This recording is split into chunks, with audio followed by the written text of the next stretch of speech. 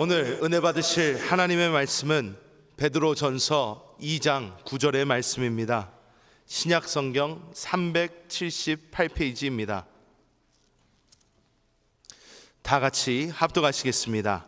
그러나 너희는 택하신 족속이요 왕같은 제사장들이요 거룩한 나라요 그의 소유가 된 백성이니 이는 너희를 어두운 데서 불러내어 그의 기이한 빛에 들어가게 하신 이의 아름다운 덕을 선포하게 하려 하심이라. 저는 오늘 베드로전서 2장 9절 말씀을 가지고 왕과 제사장으로 회복되는 과정의 길이란 제목으로 말씀을 나누겠습니다. 우리가 이 땅을 살아가면서 인생의 의미와 목적을 발견하는 것은 그렇게 쉽지 않습니다. 그러나 여러분들이 하나님 안에서 인생의 의미와 목적을 발견한다면 그 인생에는 놀라운 축복과 행복이 있을 것을 확신합니다. 실제로 세상의 많은 사람들은 인생의 의미와 목적을 알지 못합니다. 그래서 그들이 외적으로는 화려한 모습을 가졌을지라도 그들을 내면의 깊은 곳에는 항상 공허함과 외로움과 부족함과 채워지지 않는 무엇인가 있음을 다 압니다. 그리고 웃는 것 같지만 안에는 깊은 슬픔과 아픔들이 있습니다. 왜 그럴까? 그것은 다른 것이 아니라 인생의 참된 의미와 목적을 찾지 못해서 그렇습니다. 우리의 인생과 의미의 목적은 어디에 있는가? 그것은 사실 하나님 안에 있습니다. 또 하나님 안에서 그분이 말씀하신 그 말씀 안에서 우리는 인생의 의미와 목적을 발견하고 찾고 달려가야 될 것입니다. 하나님께서 우리를 왜 창조했을까? 성경은 거기에 대해서 분명히 말씀합니다. 창세기 1장 26절 말씀을 읽어보면 하나님이 가라사대 우리의 형상을 따라 우리의 모양대로 우리가 사람을 만들고 그로 바다의 고기와 공중의 새와 육축과 온 땅과 땅에 기는 모든 것을 다스리게 하자. 우리 삼위일체 하나님은요, 사람을 창조하시기 전에 삼위일체 하나님이 신격 회의를 하셨어요. 야, 우리가 우리의 형상과 우리의 모양대로 사람을 만들자. 여러분, 하나님의 모습은 어떻게 생겼을까? 우리의 형상과 우리의 모양. 성경에 보면 하나님의 형상은 그리스도입니다. 사실 이 하나님은요, 우리 사람같이 생기셨어요. 사실 우리가 사람으로 지금 만들어졌잖아. 우리의 모습이 사실 하나님의 형상과 모양인 줄 믿습니다. 그래서 사람은 보면 볼수록 진짜 아름답고 아주 신비스럽고 놀랍게 합니다. 여러분도 종종 여러분들이 이렇게 결혼해서 난 자녀들을 볼 때마다 야, 어떻게 이런 아이가 태어났나, 그 아름다움과 이쁨에 대해서 감탄할 때가 서로 많습니다. 어찌하든지 하나님께서 사람을 창조하신 목적은 하나님의 형상과 모형. 형상이라는 것은 늘 말하지만 하나님을 나타내고 표현하는 것이에요. 하나님은 사람을 통해서, 우리를 통해서 자신을 나타내고 자신을 표현하기를 원하시고, 특별히 오늘 말씀 뒷부분에 보면 온 땅과 땅에 기는 모든 것을 다스리게 하자. 사실 우리가 살고 있는 이 땅은요, 사람이 만들어지기 이전에 사단이 타락을 했기 때문에 이 땅은, 이 지구는 심판을 받았습니다. 오랫동안 물에 덮여 있었죠. 그래서 하나님께서 사람을 창조하시고 이 땅을 회복하기를 원하십니다. 하늘에는 하나님의 뜻이 다 이루어져 있어요. 이 땅에는 하나님의 뜻이 아직 온전히 이루어지지 않았기 때문에 우리 주님께서 우리에게 기도를 부탁할 때 바로 이 땅에 하나님의 이름이 거룩하게 하고, 이 땅에 하늘 나라가 임하고, 이 땅에 하나님의 뜻이 이루어지기를 기도하라. 하나님의 뜻은 이 땅을 회복하는 겁니다. 그래서 온 땅과 땅에 기는 모든 것을 다스려라. 특별히 땅에 기는 것을 다스리라. 주님께서 12제자를 보내시면서 내가 너희에게 뱀과 정갈을 밟으며 모두 원수의 능력을 제한할 권세를 주었다고 말씀하셨습니다. 거기에 보면 뱀과 정갈을 밟아라. 여러분, 뱀과 정갈들은 땅에 기는 것들입니다. 여기서 땅에 기는 것들은 사단과 귀신을 상징해요. 하나님이 우리를 창조하신 목적은 우리를 통해서 하나님을 나타내고 표현하고, 한편적으로 하나님을 거역하고 배역한 사단을 처리하는 것입니다. 이것이 하나님의 뜻과 목적인 줄 믿습니다. 그래서 우리 삶 속에 우리 성령이 충만해 하나님을 표현하고 사단을 처리하여 온 땅을 다스리는 삶을 살 때 우리 인생의 의미가, 목적이 발견돼서 행복한 그런 삶이 나타날다. 그것을 한마디로 왕과 제사장이다, 이렇게 표현합니다. 오늘 베드로전서 2장 9절에 바로 너희는 택하신 족속이요 왕 같은 제사장이다. 하나님이 우리를 왕으로, 하나님 우리를 제사장으로 만들었다는 거예요. 제사장이라는 것은 하나님을 섬기는 자, 바로 하나님을 표현하는 제사장의 역할을 갖고, 왕은 바로 원수를 다스리는 통치의 의미가 있습니다. 그래서 우리의 신분은 왕과 제사장이다. 주님이 다시 오시면 우리는 이 땅을 주님과 함께 통치할 겁니다. 또 새하늘과 새 땅에 오면 우리가 영원토록 주님과 왕 노릇할 것입니다. 이것이 우리의 신분이에요. 여러분들이 이 신분을 말씀을 통해서, 믿음을 통해서 깨닫고 확신한다면 우리 인생의 기쁨과 행복한 능력이 나타날 줄 믿습니다. 나의 신분은 왕과 제사장이다. 한번 따라합니다. 나의 신분은 왕과 제사장이다. 근데 사람은 마귀의 미혹을 받고 타락을 하죠. 죄를 짓고 하나님을 잃어버리고, 하나님을 받아들여야 되는데 사단을 우리 안에 받아들이면서 왕과 제사의 직분을 잃어버렸습니다. 그래서 하나님은 다시 한번 예수 그리스도를 통해서 우리가 잃어버리는 왕과 제사의 직분을 회복하는 것이 하나님의 일입니다. 그래서 오늘 설교 제목도 왕과 제사장으로 회복되는 과정이 어떠한 길인가를 우리에게 성경은 보여주십니다. 바로 하나님의 아들 예수 그리스도가 이 땅에 오셔서 우리가 잃어버렸던 왕과 제사 직분을 우리에게 찾게 해주셔서 그 하나님의 목적을 이루는 것이 하나님의 뜻이다. 그래서 그 뜻을 바로 예수님이 이루시기 때문에 예수님께서 내가 오직 길과 진리요 생명이고 나로 말미암아 아버지께 올 자가 없다고 성경에 말씀을 합니다. 요한복음 14장 6절 다 같이 읽어보니까 예수께서 이르시되 내가 곧 길이요 진리요 생명이 나로 말미암지 않고는 아버지께 올 자가 없다. 오직 예수 그리스도를 통하여 우리가 잃어버렸던 왕과 제사의 직분이 회복될 것이다. 이제 우리는 주 예수를 믿고 구원받았기 때문에 왕과 제사의 직분이 회복되는 가운데 있습니다. 여러분들이 종종 고난과 역경과 환난과 어려운 문제를 당할 때가 많습니다. 왜 내 인생에 이게 힘든 일이 생기는가? 그것은 사실 결론적으로 말하면 왕과 제사장 직분이 회복된 그런 과정 가운데 있는 것입니다. 믿으시면 아멘. 그래서 나는 성경은 우리가 왕과 제사장 직분이 회복된 그 과정을 자세하게 설명하고 있습니다. 특별히 성경 첫 번째 나오는 창세기는 모든 성경의 씨앗이요 하나의 그림입니다. 그래서 창세기만 잘 이해를 하면 하나님의 뜻이 어떻게 이루어진 것을 알 수 있습니다. 그래서 오늘 창세기에 나오는 9사람의 사람을 통해서 우리가 하나님의 제사장과 왕의 직분이 회복되는 그 과정의 길을 한번 알아보겠다. 결론적으로 말하면 우리 모두는 성경의 마지막에 나오는 사람이 누구냐면 창세기에 요셉이라는 사람. 요셉. 많은 사람들이 요셉을 좋아합니다. 왜냐하면 사실 요셉은 하나님의 형상과 목적이 회복된 사람을 상징하고 또 요셉은 바로 예수 그리스도를 상징하기 때문에 그렇습니다. 성경의 요셉에 대해서 우리 하나님이 이렇게 말씀합니다. 창세기 41장 40절부터 41절 읽어보니까 너는 내 집을 치리하라. 내 백성이 다 내 명에 복종하리니 바로가 또 요셉에게 이르되 내가 너로 애굽의 온 땅을 총리하게 하노라. 그 당시 애굽이, 이집트가 이 세상을 통치하고 있었고 최고의 왕이 바로였어요. 세상을 통치했었습니다. 그래서 그 바로가 이제 요셉을 택하여 요셉을 통하여 자기가 왕권을 주고 모든 것을 통치권을 줍니다. 그래서 그를 총리라고 말하. 총리, 왕의 총리. 너는 내 집을 다스리라. 이것은 하나의 그림이죠.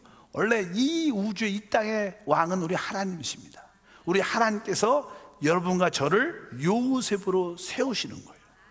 그래서 내가 너에게 내 집을 치리하는, 이 땅을 치리하는 축복을 주고 너는 나의 총리하여서, 왕의 총리하여서 네가 나를 대신해서 모든 것을 다스리라. 그러니까 여러분과 저의 이름은 뭐예요? 요셉. 여러분은 결국 누가 돼요? 요셉이 될 거다. 하나님은 여러분을 요셉으로 만드는 그런 과정 가운데 있다. 그럼 어떻게 우리가 요셉이 되는가? 그 과정을 설명을 쭉 합니다.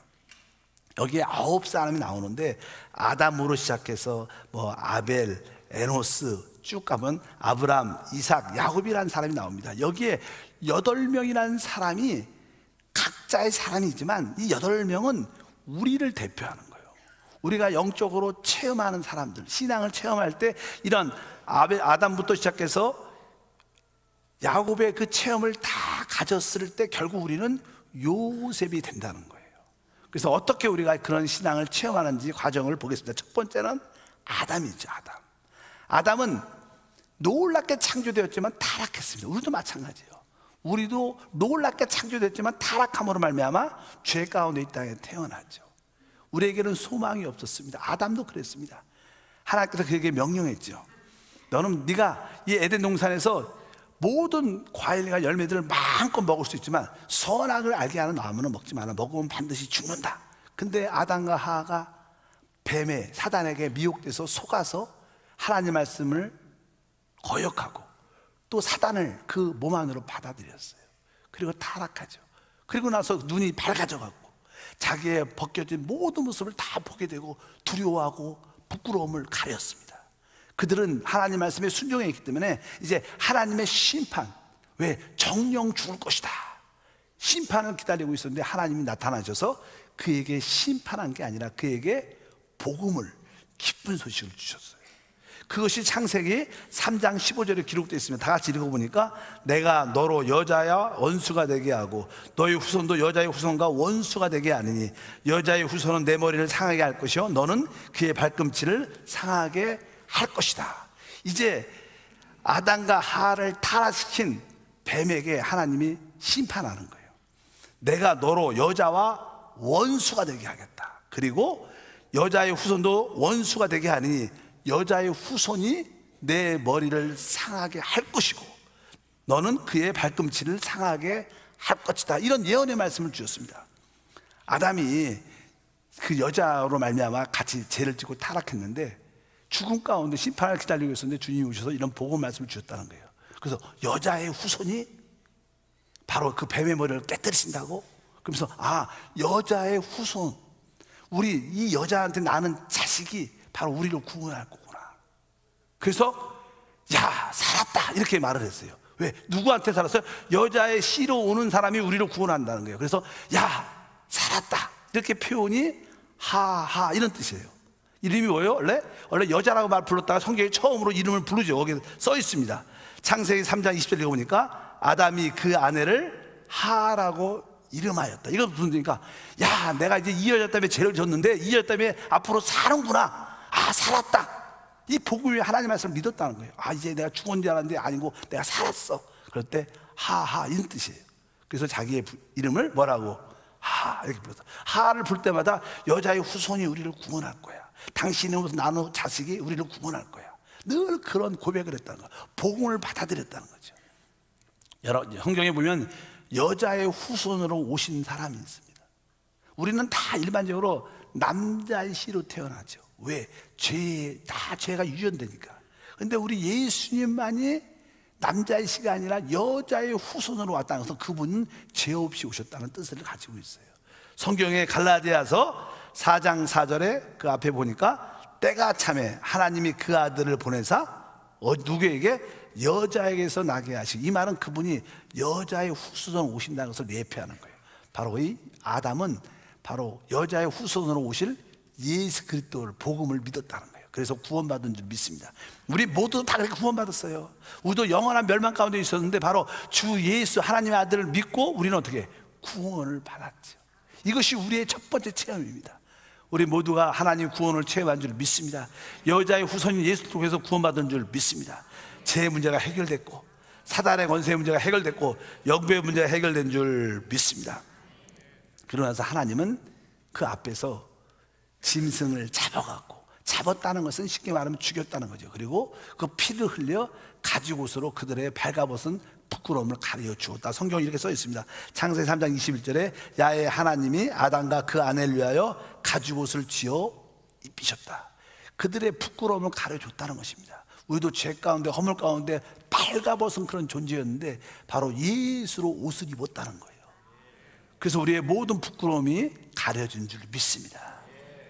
그래서 바로 첫 번째 아담 체험. 이제 우리가 이렇게 구원을 딱 받으면, 여러분 구원받고 여러분 무엇 하십니까?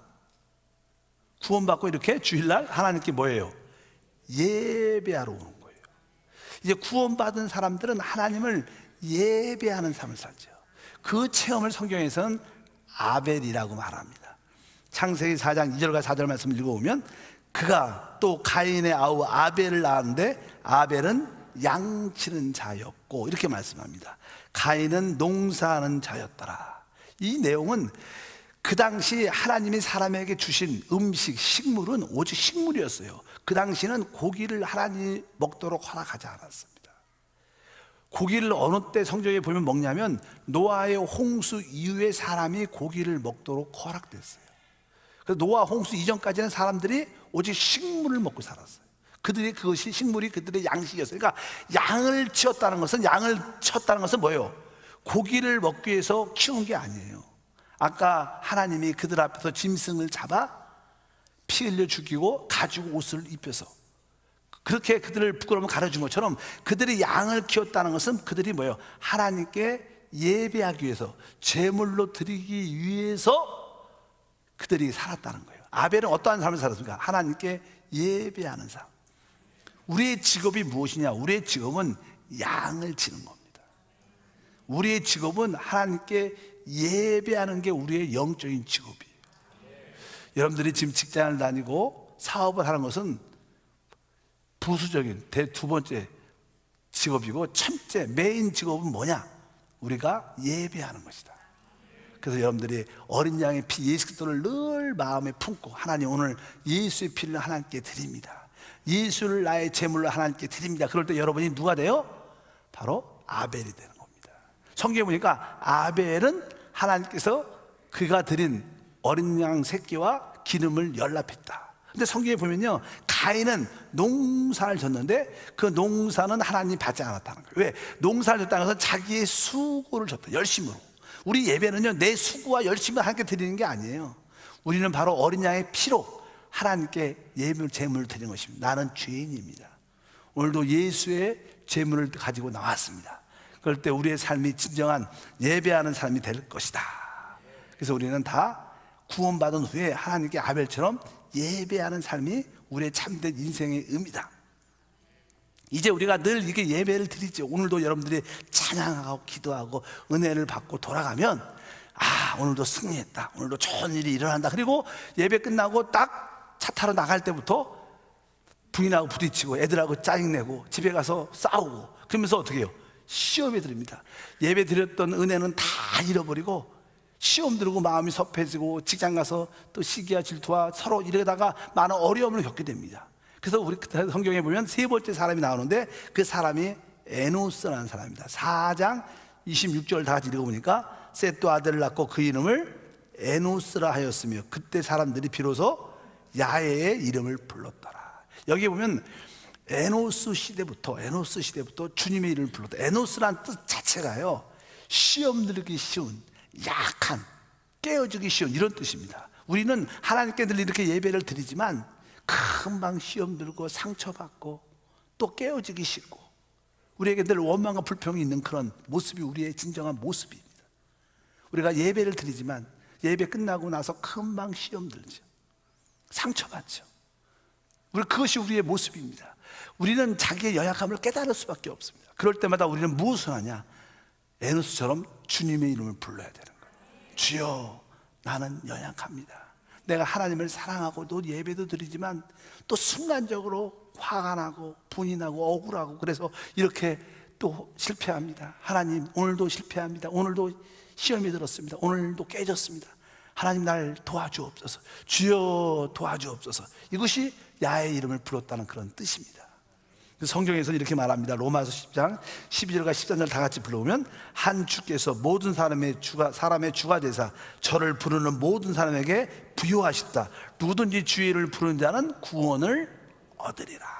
그러니까 여러분들이 자기의 연약함을 깨닫는 사람만이 순간순간 주여 나는 연약합니다, 주여 도와주십시오, 도와주십시오, 붙잡아 주십시오, 이렇게 에노스가 돼서 예수님을 어떻게 부르게 된다는 거예요. 여러분들은 아벨처럼 하나님께 예배는 드리지만 또 예배 드린 후에 늘 시험 들고 쓰러지고 깨어지는 그런 상태 가운데 있다만 자기 연약함을 깨달으면서 계속 주님 날 구원해 주옵소서, 구원해 달라는 그런 간절한 기도를 하는 사람이 우리의 영적인 성장의 단계인 줄 믿습니다. 이렇게 순간순간 우리가 주인을 부르는 것은 되게 좋은 겁니다.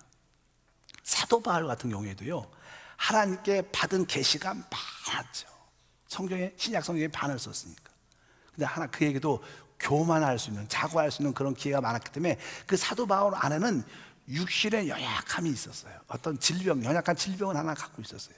근데 그가 생활하는데 또 복음을 전하는데 교회를 이끌었는데 그 연약함이, 질병이 참 반대가 되고 어려움이 되고 방해가 됐어요. 그래서 하루는 작정으로 하나님께 기도합니다. 하나님, 내가 하나님의 종으로서, 내가 하나님의 사람으로서 복음을 전하는데, 말씀을 전하는데, 교회를 이끌어가는데 이 질병이 많은 방해가 됩니다. 어려움이 됩니다. 하나님, 이 연약한 사단의 가시를 제거해 주십시오, 회복해 주시옵소서, 없애 주십시오. 이렇게 성경에 자기가 3번 이상 간절히 기도했다고 합니다. 우리 사도 바울이 얼마나 믿음이 좋겠어요. 하나님과 직통하는 사람인데 3번 정도 간절히 기도했으면 그 기도가 어떻게 응답돼야 돼요. 근데 하나님이 응답을 어떻게 해주셨냐, 그 응답의 답이 고린도후서 12장 9절과 10절에 있습니다. 다 같이 한번 읽어볼까요? 내게 이르시기를 내 은혜가 내게 족하도다. 이는 내 능력이 약한 데서 온전하여짐이라 하신지라. 이러므로 도리어 크게 기뻐함으로 나의 여러 약한 것들에 대하여 자랑하니 이는 그리스도의 능력이 내게 머물게 하려 함이라. 그러므로 내가 그리스도를 위하여 약한 것들과 능력과 궁핍과 핍박과 곤란을 기뻐하노니 이는 내가 약할 그때 곧 강함이라. 사도 바울은 자기의 연약한 질병이나 그 문제를 제거해달라고 말하지만 하나님은 제거해주지 않고 내 은혜가 내게 족하다 그러면서 네가 알아야 할 것일까, 네가 그 연약함을 가지고 있기 때문에 너는 나의 은혜와 축복을 누릴 수 있다. 네가 약함을 느낄 때 그것은 진짜 약한 게 아니라 그때가 가장 강한 것이다. 알다시피 우리가 연약함을 가지고 있고 부족함을 가지고 있으면 우리는 어떻게 돼요? 하나님을 붙잡고 기도합니다. 하나님 치유해 주십시오, 도와주십시오. 계속 우리 연약함 때문에 계속 주님을 붙잡을 수밖에 없고 기도할 수밖에 없어요. 여러분도 오늘 하나님께 예배에 들어 나오지만 믿음이 좋아서 나오는 사람도 있겠지만 연약함이 있기 때문에 하나님 내 문제를 좀 해결해 주세요, 도와주세요, 이렇게 해서 나온 사람이 있어요. 여러분들이 그런 문제를 가지고 있기 때문에 하나님께 나왔지. 어떤 분들은 그런 문제가 없으면 오늘은 안 가도 돼, 괜찮아 그럴 수밖에 없는 거예요. 사람의 모습이 그렇습니다. 근데 여러분의 그 연약함 때문에 하나님께 나오게 되고 기도하게 되고, 그래서 뭐요? 하나님을 만나게 되죠. 우리의 능력은 하나님을 만나는 건데, 그러니까 그 우리의 하나님을 만나는 길이 뭐예요? 우리의 연약함을 깨닫는 겁니다. 그러니까 우리의 연약함은 나쁜 게 아니에요. 우리의 연약함은 하나님을 만나는 길이기 때문에 우리 주님께서 그것을 제거해 주지 않았다는 거예요. 그러면서 바울이 깨달은 것은, 맞아, 내가 연약하고 느낄 때 그때가 가장 강할 때구나. 왜? 연약함을 느끼니까 하나님께 더 부르짖고 그분을 더 꽉 잡고, 그러니까 하나님이 함께 하시니까, 하나님이 함께 하시면 가장 강한 겁니다. 우리의 상태가 중요한 게 아니라 나와 하나님이 함께 하시를 붙잡을 때 그때가 가장 모든 것을 할 수 있는 때인 줄 믿습니다. 그러니까 사람이 에노스처럼 자기의 깨어짐을, 자기의 부족함을 알고 순간순간 예수를 부르는 거예요. 주 예수, 주여 도와주옵소서, 도와주옵소서. 사실 이런 사람들이 가장 뭐예요? 강한 사람입니다. 은혜가 많은 사람입니다. 그래서 너무 잘 되면요, 하나님께 기도 안 합니다. 너무 일들이 잘 열리면 기도 안 하고 자고하게 되고 교만하게 되고, 그럼 나중에 실패하게 되죠. 그러니까 여러분들이 연약함 때문에 좌절하지 마십시오. 연약함이 있다면 기도하십시오. 하나님을 붙잡으십시오. 그러면 가장 강한 하나님을 누리게 될 줄 믿습니다. 이렇게 여러분들이 자기 연약함을 깨닫고 계속 순간순간 주여 도와주세요, 주여 도와주세요. 그럼 계속 여러분들이 순간순간 주님을 의식하고 그분을 붙잡게 되죠. 그것이 뭐예요? 하나님과 동행하는 거예요. 하나님과 동행한다는 뜻은 다른 뜻이 아닙니다. 내 연약함을 깨닫고 하나님을 계속 순간순간 붙잡는 거예요. 그것이 곧 하나님과 동행이다. 그 사람이 바로 에녹이라는 사람입니다. 우리가 에노스의 영적인 체험을 가지면 우리는 다양하게 에녹이라는 사람이 됩니다. 에녹은 이렇게 써 있습니다. 우리 창세기 5장 21절과 24절, 에녹은 65세에 무두살라를 낳았고 무두살라를 낳은 후 300년을 하나님과 동행하였으며 자녀를 낳았고 에녹이 하나님과 동행하더니 하나님이 그를 데려가심으로 세상에 있지 아니하였다. 그러니까 에녹의 특징이 뭐냐? 하나님과 뭘 했어요? 동행. 하나님과 동행할 수 있는 길은 뭐예요? 바로 그 전 단계, 나의 깨어짐, 연약함을 깨닫고 하나님 주님의 이름을 계속 붙잡는 거예요. 그럼 여러분들 누가 돼요? 에녹이 된다. 에녹. 하나님과 동행하는 사람. 하나님과 여러분들이 동행을 하면 하나님이 많은 비밀들을 보여주기 시작해요. 여러분들을 향한 놀라운 축복들을 깨닫고 보여주면서 하나님의 뜻이 깨달아지기 시작합니다. 그래서 나는 보통 사람들이 자식을 낳으면요, 특히 믿음이 있는 사람들은 자식의 이름을 어떤 의미를 부여를 많이 합니다. 그래서 어떤 분들은 이렇게, 제가 주변에 이 딸을 가진 우리 장로님이나 목사님들 많이 있는데 그 딸들의 이름이 하은이가 많아요. 하은이. 왜 그런가 하니까 하나님의 은혜로 태어났다는 거예요. 또 어떤 딸들의 이름은 예은이도 많아요. 예은이. 또 하나님 안 주신 것 또 세 번째는 성은이. 그래갖고 하나님의 은혜로 태어났다, 예수님의 은혜로 태어났다, 성령의 은혜로 태어났다. 그런 이름이 나름대로 하나님의 은혜라고 느끼는 거예요, 마음속에. 그래서 이름을 너는 평생 하나님의 은혜로 살아라. 마찬가지로 이 에녹이 하나님과 동행하고 자식을 낳았는데 그 자식의 이름이 뭐예요? 에녹은 65세에 누굴 낳았어요? 무두셀라를 낳았고, 무두셀라를 낳았대요. 근데 무두셀라라는 뜻이요, 그가 죽는 해에 심판이 온다, 이 뜻이에요. 따라합시다. 그가 죽는 해에 심판이 온다. 이름을 무섭게 줬어요. 그가 죽는 해에 심판이 온다. 근데 사실 이 노아가 이제 무두셀라가 태어난 후에 1000년 후에, 거의 1000년 후에 노아의 홍수가 이 땅에 임합니다. 1000년 후에. 그런데 이 에녹은 하나님과 동행을 하니까 하나님께서 그것을 계시로 환상 가운데 보여준 거예요. 앞으로 이 세상이 죄와 악으로 간영해져서 하나님 심판이 이 땅에 임할 것이다. 물로 심판이 임할 것이다. 그것을 하나님 보여줬어요. 그래서 자식을 낳은 다음에 무두셀라, 바로 그가 죽을 때 하나님의 심판이 온다. 실제로 성경의 역사를 조사해보면 무두셀라가 죽은 그 해 노아의 홍수가 정확하게 임했습니다. 그러니까 여러분들이 하나님과 동행을 하면 하나님이 놀라운 비밀들을 보여주고 가르쳐 준다는 거예요. 여러분, 하나님 계시를 깨닫기를 축복합니다. 그러려면 하나님과 동행을 해야 돼요. 하나님과 계속 동행을 하고 있으면 하나님이 사람들을 구원하는 구원의 방주를 짓게, 하나님의 일을 지킵니다. 뭐 저도 그냥 하나님의 이렇게 사역자라 그러죠. 하나님의 일을 하죠. 왜? 에녹처럼 하나님과 동행을 열심히 하니까 하나님이 일을 시키는 거예요. 너는 순복음교회 목사가 되라, 선교사가 되라, 한석교회 담임 목사가 되라, 일을 해라. 이런 뜻으로 하나님과 동행을 하면 하나님이 일을 시켜줘요. 그 하나님을 동행한 결과가 무엇이야? 노아가 되는 거야. 노아도 성경을 보면 이렇게 기록되어 있습니다. 한번 찾아볼까요? 6장 9절과 14절. 노아의 사정은 이러하니라. 노아는 의인이요 당세에 완전한 자라. 그가 하나님과 동행하였고 너는 잣나무로 너를 위하여 방주를 지어라. 이런 말씀이 있어요. 그러니까 이제 노아도 당연하게 에녹처럼 하나님과 함께 동행을 했고, 동행을 열심히 하다 보니까 하나님께서 그에게 뭘 지라고? 구원의 방주를 지라고 일을 시키는 거예요.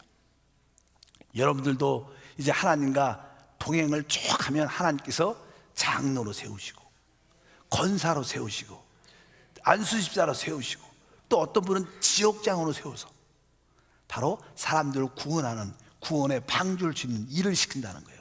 그게 하나님의 일꾼이고, 그 하나님의 일꾼들은 하나님의 축복을 누리게 될 거예요.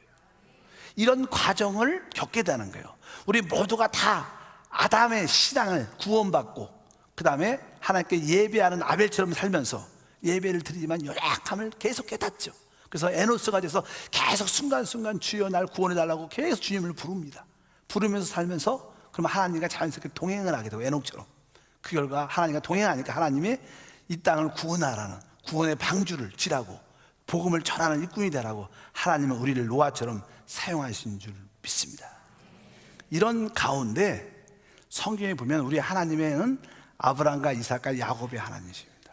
하나님 모세에게 나타나셨을 때 모세가 주여 제가 당신을 누구라고 말할까요? 그러니까 성경에 출애굽기 3장 6절 이렇게 말씀하십니다. 또 이르시되 나는 내 조상의 하나님 아브라함의 하나님 이삭의 하나님 야곱의 하나님이다. 우리 하나님은 아브라함과 이삭과 야곱의 하나님이세요. 그래서 여러분들은 이런 과정을 영적으로 체험하면서 내적으로 아브라함의 하나님을 만납니다. 이삭의 하나님을 만나요. 야곱의 하나님을 만나요. 이게 무슨 뜻일까요? 아브라함은 한마디로 말하면 우리 하나님은 믿음의 하나님이에요. 하나님을 기쁘게 할 수 있는 것은 믿음밖에 없어요. 여러분들은 아브라함의 하나님을 만났다는 것은 하나님을 기쁘게 하는 것은 오직 믿음밖에 없어. 내가 믿음으로 살아야 돼. 아브라함도 믿음 때문에 의롭다함을 얻은 것처럼 나도 오직 믿음으로 살아야겠다. 그래서 하나님은 여러분에게 계속 믿음으로 사는 훈련을 시켜주셔요. 믿으시면 아멘. 보이는 것이 아니라 하나님 말씀을 믿는 믿음으로 사는 것이 아브라함의 하나님을 만나는 거예요. 아직까지 어떤 문제가 생겼을 때 만약에 사업에 어려움이 있다, 애들의 문제가 생겼다, 그럴 때 여러분들은 반응이 어때요? 내가 이 사업 누구한테 도와달라 그러지? 누구 선생님을 찾아갈까? 이렇게 자꾸만 이런 생각을 하는 사람들은 아직까지 아브라함의 하나님을 못 만난 거예요. 어떤 문제가 생길 때마다 이것은 오직 믿음으로 해결해야 돼. 오직 믿음으로 해결해야 돼. 이런 사람들은 뭐예요? 아브라함의 하나님을 만난 거예요. 이런 문제가 생길 때 어떻게 해결하십니까? 오직 믿음으로. 이런 사람들은 아브라함의 하나님을 만난 거예요. 여러분 아브라함의 하나님 만나기를 주님을 축복합니다. 두 번째는 무슨 하나님이에요? 이삭의 하나님. 이삭의 하나님은요 은혜의 하나님입니다. 순종의 하나님을 뜻해요. 이삭은 아브라함이 그 아들을 제물로 모리아 산에 데리고 왔을 때 그냥 말없이 끝까지 순종해갖고 제물로 하나님께 드려지는 그런 체험을 가지고 있습니다. 여러분 하나님의 축복은 은혜로 주어집니다. 근데 그 은혜가 어디에서 오냐? 우리가 순종할 때 와요. 이삭은 아브라함 아버지께 한 번 순종해서 평생 은혜로 삽니다. 신화에서 최고의 좋은 믿음은 순종입니다. 우리도 알 거 알고 할 얘기 할 것도 많아요. 똑똑합니다. 그래도 내가 이해 안 가도 내가 그냥 순종하겠어. 하나님께 순종이 우리에게 은혜를 가지고 오고, 아브라함은 순종한 사람이었고 그 결과 그는 평생 은혜로 살았어요. 그래서 그 이삭에게 보면 이삭은 복을 받았는데 은혜로 어떤 복을 받았느냐? 창세기 26장 12절 다 같이 읽어보니까 이삭이 그 땅에서 농사하여 그해 100배나 얻었고 야훼께서 복을 주심으로. 전 이 말씀을 되게 좋아해요. 보통 우리가 직장을 다니면서 한 달 일하면 한 달 월급을 주고 1년 일하면 1년치 월급을 우리가 주죠. 그러니까 우리가 1년 일해서 1년치 월급을 한 해에 소득을 얻는 거예요. 사실 보통. 그래서 매년 이렇게 살죠. 근데 여기 보니까 이삭은 농사를 한 해 했는데 몇 배를 얻었어요? 100배. 그러니까 쉬운 말로 말하면 1년 일해서 100년치를 얻었다는 거예요. 여러분 어떤 누구도 1년 일해갖고 100년치 얻는 사람은 없습니다. 이건 뭐예요? 하나님의 은혜가 있다는 거예요. 바로 이 이삭은 순종했기 때문에 하나님의 은혜로 복을 누리게 됐습니다. 또 사실 그 당시는 목축을 했기 때문에 소와 양들을 많이 키웠기 때문에 광야에서 가장 중요한 것은요 땅을 파면 우물이 터지는 거예요. 우물이. 많은 사람들은 우물을 터지기가 쉽지 않아요. 근데 이삭은 가는 곳곳마다 땅을 딱 파면 우물이 터지기 시작하는 거예요. 우물이 터져. 로또 지고 로또가 맞은 거예요. 그것은 은혜로 이루어진 은혜로. 여러분 마음속에 하나님의 축복은 내 노력이 아니라 하나님의 은혜야. 내가 순종할 때 복을 받아. 이것이 깨달아진 사람은 이삭의 하나님을 만난 거예요. 여러분 이삭의 하나님을 만나셨습니까? 하나님의 은혜를 기대하지 않고 내 노력으로 내가 수고해서 내가 열심히 해서 축복받는 사람들은 다 아직 이삭의 하나님을 만나지 않은 겁니다. 모두가 이삭의 하나님을 만나기를 축복합니다. 그리고 우리 하나님은 세 번째 야곱의 하나님입니다. 야곱이란 뜻은요, 속인다, 훔친다 이런 뜻입니다. 야곱은 태어날 때부터 어찌하든 형이 첫 번째 못 나가게, 내가 먼저 나와야 되는데 형이 먼저 나니까 그럼 내가 발 뒤꿈치라도 붙잡고 나오겠다. 똑같이 그렇게 늘 남의 것을 빼앗고 속이고 약탈하는 자였습니다. 우리는 다 그런 본성이 있죠. 남들 잘 되는 꼴을 못 봐. 우리는 진짜로 그래요. 대부분 남들이 말을 안 해서 그렇지 속은 배는 다 아파요. 왜 나는 안 되고 저 사람만 될까, 이런 생각이 많은데 우리는 그런 모습을 갖고 태어납니다. 질서를 가지고 태어나요. 그런데 이 야곱이 나중에는 변화가 되는 거예요. 축복하는 사람이 되는 거예요. 여러분들이 성숙했다는 것은요, 자꾸만 나의 이익을 위해서 취하는 자가 아니라 남들한테 줄 수 있는 자, 남들을 축복하는 자는 진짜 변화된 사람만 하는 거예요. 근데 사람이 변화되는 건 쉽지 않습니다. 변화되려면 사람은 어떻게 되죠? 깨져야 돼요. 깨지면 변화됩니다. 성경에 보면 이 야곱에게 많은 환난과 고난이 되게 많습니다. 마지막에는 죽을 수밖에 없는 그런 환경 가운데 약복 나루터에서 하나님과 씨름을 하게 되죠. 성경에 그 내용에 대해서 이렇게 써 있습니다. 우리 창세기 32장 24절과 25절에 그가 인생을 살면서 가장 어려울 때의 모습 기도가 읽어볼까요? 야곱은 홀로 남았더니 어떤 사람이 날이 새도록 야곱과 씨름을 하다가 자기가 야곱을 이기지 못함을 보고 그가 야곱의 허벅지 관절을 치매 야곱의 허벅지 관절이 그 사람과 씨름할 때 어긋났더라. 뭐냐, 우리는 옛날 성경은 환도뼈가 부러졌다. 가장 사람의 뼈 중에 가장 단단한 게 이 환도뼈, 이 관절, 이게 뭐죠? 허벅지 관절인데 그 허벅지 관절이 뚝 부러지니까 힘을 쓸 수 없는 거죠. 가장 사람의 강한 부분이 깨어지는 거예요. 사람은 자기만의 가장 강한 부분인데 하나님은 그 강한 부분을 다 깨뜨리십니다.